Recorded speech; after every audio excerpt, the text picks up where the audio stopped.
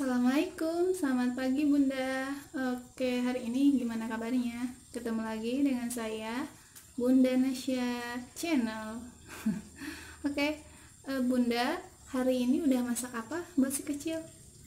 Jadi hari ini saya mau berbagi atau sharing tentang apa itu menu lengkap. Nah, menu lengkap yang sudah saya bahas di part 1 dan part 2 minggu-minggu sebelumnya ya. Kita akan lanjutkan hari ini. Menu lengkap itu adalah menu yang harus diberikan kepada si kecil mulai MPASI dari usia 6 bulan. Sudah nonton belum part sebelumnya tentang tips-tips MPASI yang sudah saya bagikan? Nah, kalau belum silahkan tonton dulu ya, karena ini video masih berkaitan tentang MPASI. Jadi gini loh Bun, menu lengkap itu menu yang terdiri dari 4 menu atau 4 komponen. Yang pertama karbohidrat, yang kedua protein hewani, yang ketiga protein nabati, dan yang keempat sayuran. Jadi keempat menu ini harus kita sajikan kepada si kecil setiap kali makan. Nah, apa aja sih menu lengkap itu yang boleh kita sajikan untuk si kecil? Nah, gini ya Bun. Yang pertama karbohidrat. Karbohidrat sudah tentu jelas ya, yang harus kita sajikan pastinya kita nasi ya, karena makanan utama. Tapi bisa juga kita berikan sejenis kentang atau jagung atau umbi-umbian. Nah, walaupun sebenarnya ada beberapa waktu ketika si kecil sembelit jangan diberikan makanan karbohidrat lain selain nasi ya, karena rawan sembelit. Yang kedua protein hewani. Nah, kalau protein hewani banyak sekali jenisnya yang harus kita kenalkan kepada si kecil. Ada apa aja? Ada telur ya, ada telur ayam, ada telur puyuh ya.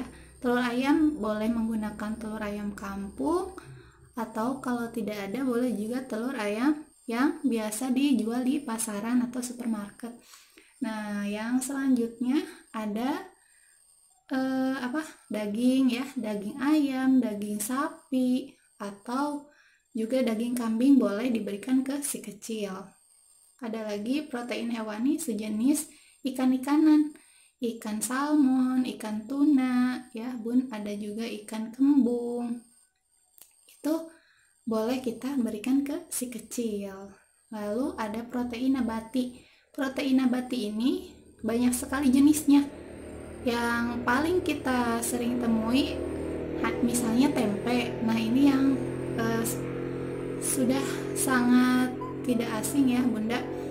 Padahal banyak sekali jenisnya protein nabati itu, tidak hanya tempe.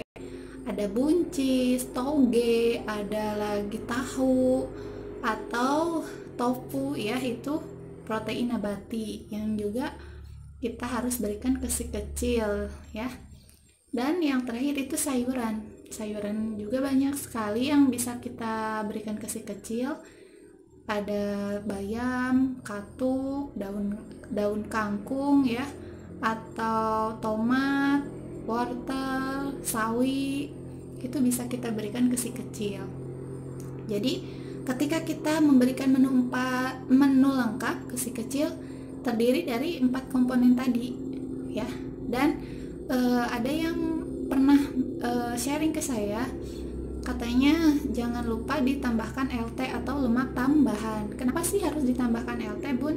Karena lemak tambahan itu penting buat si kecil untuk biasanya untuk mencegah sembelit, juga untuk membawa makanan menu lengkap tadi sebagai nutrisi penting juga ya untuk pertumbuhan otak. Bisa digunakan apa saja sih kita kalau mau ngasih LT? Boleh minyak di dapur ya, minyak sayur, tapi jangan gunakan yang bekas menggoreng. Jadi kita berikan minyak tambahannya, minyak yang baru. Boleh juga pakai mentega, atau ada yang sengaja beli Evo ya, boleh sekali, itu juga semua jenisnya baik untuk si kecil. Cukup 1 sendok makan saja.